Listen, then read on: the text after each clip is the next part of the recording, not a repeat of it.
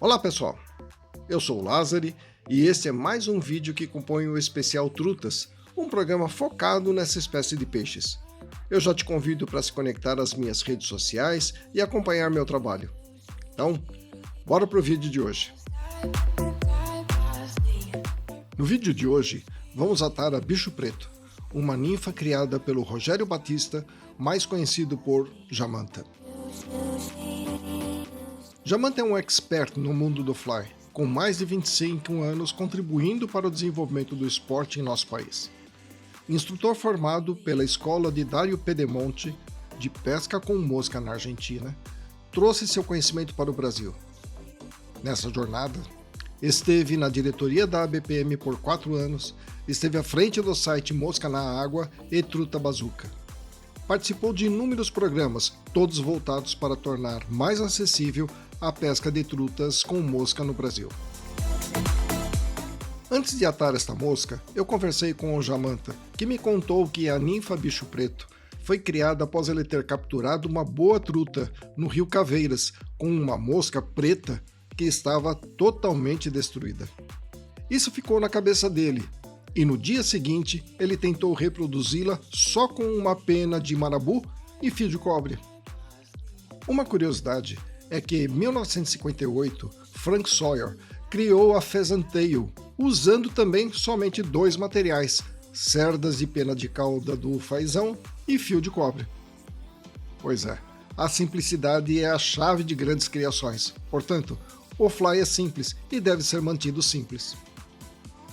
2 ou 3 anos depois, a bicho preto ganhou o bead head e um colar de penas, e tempos depois, Jamanta adicionou dubbing para finalizar a mosca, baixando um pouco as cerdas do colar. A bicho preto é uma ninfa e não um streamer como a woolly bugger. Ela pode se parecer com uma stonefly, que tem cauda curta, ou com uma Helger mites, que não tem cauda. A bicho preto tem cauda, que deve ser curta, do tamanho da curvatura do anzol, como na maioria das ninfas. O abdômen é feito pela parte mais fina da pena do marabu, e a parte mais rugosa é usada para fazer o tórax, que deve ter mais volume. Para finalizar, use uma pena de galinha, uma hen hackle, na cor da pena do marabu. Por falar em cor, originalmente a mosca foi criada na cor preta, porém você pode alterar as cores e testar. Quando pescar em lagos, a bicho preto deve ser trabalhada muito lentamente, nos tamanhos de anzol 10 ou 12, nas cores preto ou verde musgo.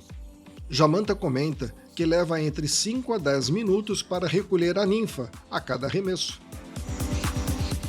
O famoso Pablo Saraco também pôde constatar a eficácia dessa ninfa, que rendeu um belo vídeo publicado tanto no YouTube como no Instagram.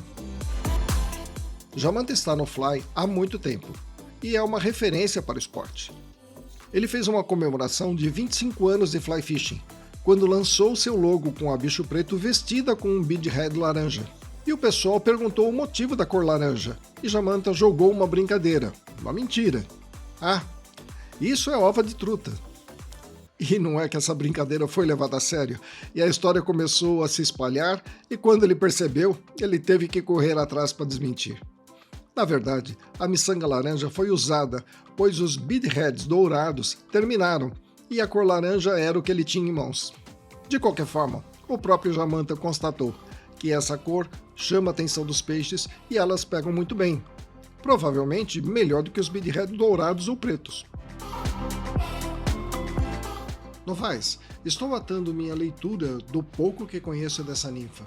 Vou pescar trutas no rio Futaleufu e não poderia ir sem levar algumas moscas desse padrão. O atado é simples, mas tem seus segredos.